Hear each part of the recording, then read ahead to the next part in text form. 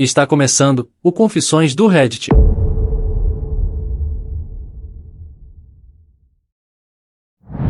Roubei dinheiro da minha mãe, e ela demitiu a empregada. Tenho 19 anos, 5 anos atrás nossa empregada doméstica foi demitida por minha culpa, e me arrependo disso. Um dia voltei da escola com alguns amigos, e decidimos alugar um PlayStation 4 para passar o dia jogando, mas estávamos sem grana. Meu pai não estava em casa e minha mãe estava dormindo. Olhei embaixo de um dos tapetes, e encontrei dinheiro lá, era onde minha mãe guardava dinheiro. Era mais do que eu precisava, mas também pensei em comprar algumas coisas extras com ele, e planejava contar para minha mãe quando voltasse. Quando terminei de jogar, voltei para casa e encontrei minha mãe gritando com a empregada, e quando percebi que era sobre o dinheiro, não pude confessar porque ela teria me matado, por fazê-la passar por aquele constrangimento. A empregada acabou demitida, ela e sua família precisavam muito desse emprego. Agora depois de 5 anos, ainda visito a família dela e levo comida para ajudá-los, mas ainda nunca criei coragem para contar para ninguém. Eu menti a vida toda para chamar a atenção. Durante toda a minha vida, inventei coisas para chamar a atenção. Variava desde coisas banais do dia a dia, até mesmo inventar pessoas inteiras fictícias na minha vida. Cresci com isso ao longo do tempo, mas realmente não tenho uma justificativa. Me sinto culpada ao pensar na minha infância, porque todas as coisas que eu inventava faziam parte de quem eu era. Sempre fui aquela garota cansada e sobrecarregada, mas acabava chegando em casa, fazia minha lição, e jogava videogame a noite toda.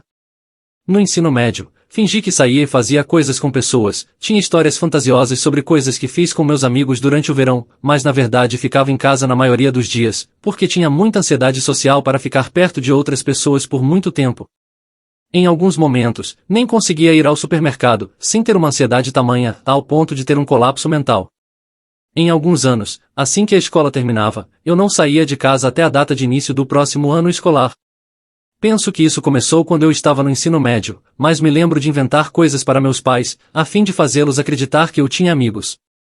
Cada pessoa que eu conhecia pelo nome, eu dizia que era meu amigo, e que tinha dado um rolê comigo. Na realidade, eu tentava me encaixar, mas ninguém gostava das mesmas coisas. Sofri bullying na 5ª série, tive pensamentos de me deletar naquele ano, depois que os professores começaram a zombar de mim, e espalhar rumores, porque eu era percebida como estranha e desobediente. Também durante esse tempo, meus pais estavam no processo de divórcio, e minha mãe começou a ser emocionalmente abusiva. Ela me dizia que eu jamais seria amada, depois apoiava minha irmã de todas as maneiras imagináveis.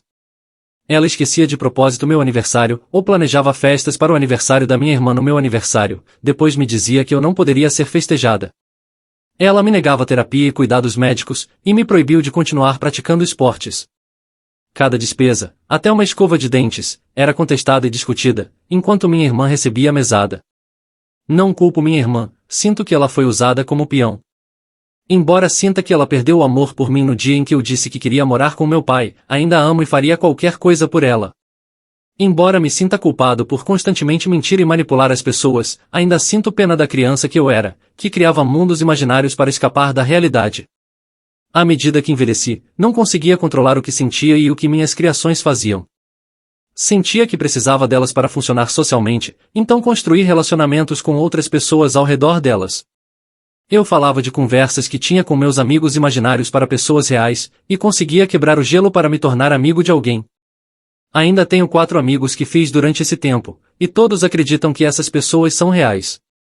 Com o tempo nos mantivemos amigos por outras coisas, e essas outras coisas se tornaram a espinha dorsal da nossa amizade. As pessoas falsas acabaram desaparecendo ou saindo da minha vida, conforme eu me sentia confortável o suficiente para continuar sendo amigo sem o apoio de outra pessoa. Em essência, criei pessoas em minha mente que queriam minha presença. Foi difícil ser uma mulher que gostava de videogames, quadrinhos e ficção científica. Quando eu era criança, esse tipo de coisa não era aceito como é hoje, especialmente para meninas. Eu queria ter crescido hoje, sinto que teria menos estigma e não teria feito todas essas coisas para me proteger. Também sinto que isso se deve à falta de figuras parentais, e ao amor dos meus pais. Meu pai fez o melhor que pôde, mas pode ser duro e frio, especialmente se você cometer erros. Sempre me senti na corda bamba com ele. Nunca pude confiar nele porque seria uma lição. Nunca pude confiar em minha mãe porque ela não se importava.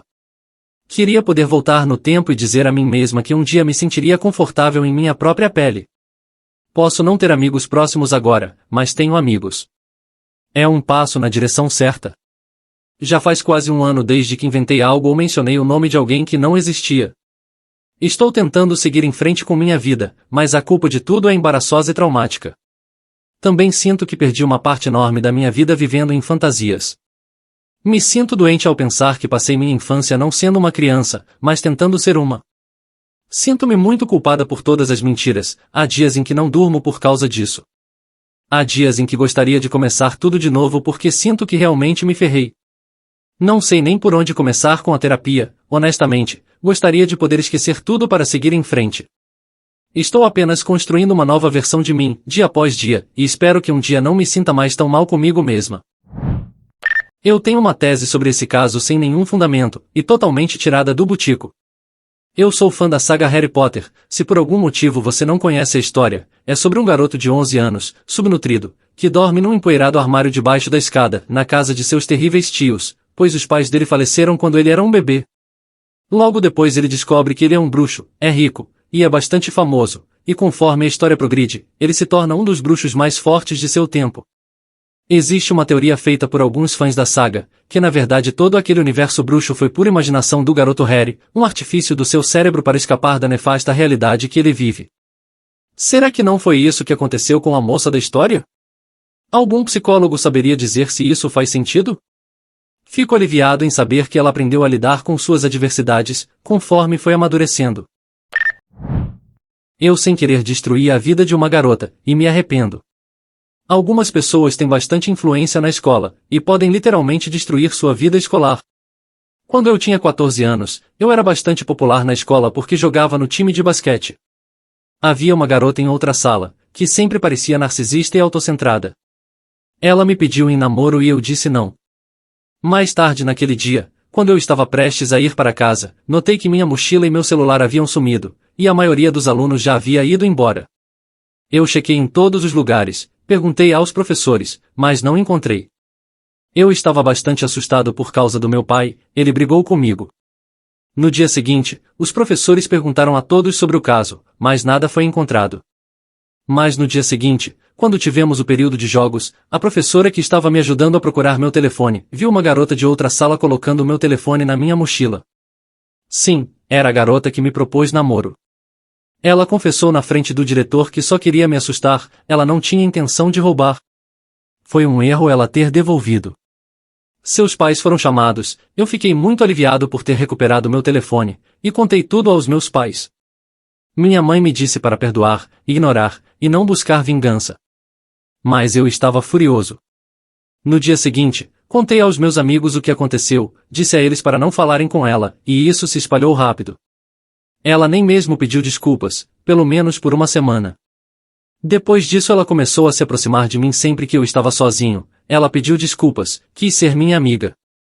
Ela não tinha mais aquele olhar sarcástico que tinha antes. Descobri que ela estava sendo intimidada, estudantes roubavam a comida dela, era zoada nas aulas, escreviam coisas nas suas camisas, e tudo isso me deixou com ainda mais raiva, porque ela só estava sendo gentil porque queria que isso acabasse. Eu comecei a ignorá-la, não sei se isso deu motivação a outros, mas o bullying dela só piorou, se tornou uma diversão para todos. Eu estava ciente, mas não sabia que era tão grave até ser chamado na diretoria. Minha professora e a mãe daquela garota estavam sentadas lá, quando a professora me explicou que tinha sido muito difícil para a garota naquele ano. Em um momento, a mãe da garota explodiu, começou a me repreender, dizendo que era tudo culpa minha, que eu não tinha coração, que deveria estar preso. Ela começou a chorar e saiu da sala. Eu estava prestes a chorar, mas também sentia raiva. Foi a filha dela que me fez mal, ela é a culpada pelo que estava acontecendo. Eu era muito infantil para perceber que a mãe só queria desabafar. Minha professora percebeu minhas emoções, ela me acalmou, e também disse que outras crianças me admiravam, então se eu apenas fosse amigo da garota, talvez o bullying dela parasse. Enquanto voltava da diretoria, fui pegar minha mochila, eu a encontrei no beco. Até hoje não consigo apagar essa imagem dela da minha mente. Ela não tinha aquela postura confiante que costumava ter. Havia 2 cortes visíveis em seu pulso esquerdo, além de um hematoma no braço, que parecia ser de um pedaço de pau, ela estava de cabeça baixa. Toda a minha raiva desapareceu. Perguntei gaguejando se ela estava bem. Ela respondeu que sim, e me agradeceu. Ela sorriu e então correu pelo corredor. Eu estava confuso. Como é que minutos atrás eu estava tão bravo e agora isso? O que eu deveria fazer? Após 1 ou 2 semanas, ela foi transferida e nunca mais eu a vi. Engravidei aos 15 anos, mas minha mãe nunca soube porque eu perdi o bebê. Quando eu tinha 15 anos, tive um relacionamento complicado com um cara. Já tínhamos transado antes, usamos camisinha e tudo mais. Comecei a me sentir mal e acabei fazendo um teste de gravidez. Não acreditei, então desesperada comprei mais alguns. Acabei com 6 testes de gravidez positivos. Eu tinha apenas 15 anos e não sabia o que fazer. Eu contei para o cara, e ele nem ajudou. Eu estava estressada e com medo de saber que perderia a confiança da minha mãe, e que arruinaria o resto da minha adolescência. Eu estava com medo e não sabia se deveria contar a ela. Fiquei estressada e deprimida por muito tempo, mas logo percebi que poderia tirar algo positivo da situação. Achei que seria bom experienciar a maternidade, e trazer outra vida a este mundo. Essa mentalidade acabou me confortando. Fiz mais alguns testes para ter certeza antes de contar para minha mãe. 3 testes deram positivo novamente, até que um dia eu menstruei. Eu tinha acabado de acordar quando aconteceu. A ficha caiu logo depois, e eu chorei. Fiquei aliviada, mas continuei chorando. Fiquei deprimida por meses depois disso.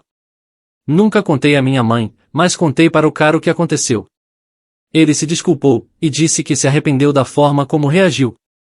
Meu corpo nunca se sentiu tão vazio em toda a minha vida até aquele momento. Eu tinha perdido o bebê que foi um acidente pelo qual eu estava disposta a assumir a responsabilidade com muito cuidado e amor. Tenho 16 anos agora, prestes a completar 17 anos.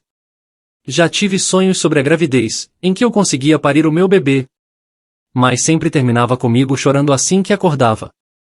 No fim de semana passado, fui visitar minha família por parte de pai. Minha tia tem um filho de 2 anos. Eu estava lá brincando com ele a maior parte do tempo, mas parte de mim queria desabar e chorar. Eu sabia que não conseguiria, mas queria. Espero que um dia eu possa viver a vida que minha tia está experienciando com o filho. Sempre sentirei falta e amarei o bebê que não pude ter. Não sou religiosa, mas espero poder conhecê-lo quando falecer. Espero que meu anjo esteja sendo cuidado. Eu não consigo nem imaginar o turbilhão de emoções que essa moça passou. Engravidou na adolescência, foi abandonada pelo namorado, e quando finalmente se acostumou com a ideia de ser mãe e passar a ver o lado positivo da maternidade, ela perde o bebê. Espero que um dia ela realize seu sonho de ser mãe. E com essa última confissão, eu termino esse vídeo. E você, tem algo para confessar? Abra seu coração nos comentários que ficaremos curiosos para ler. Se você riu, se alegrou, ou foi entretido de alguma forma, considere curtir e compartilhar esse vídeo, com aquele amigo que confessa que não consegue almoçar sem assistir um vídeo no YouTube.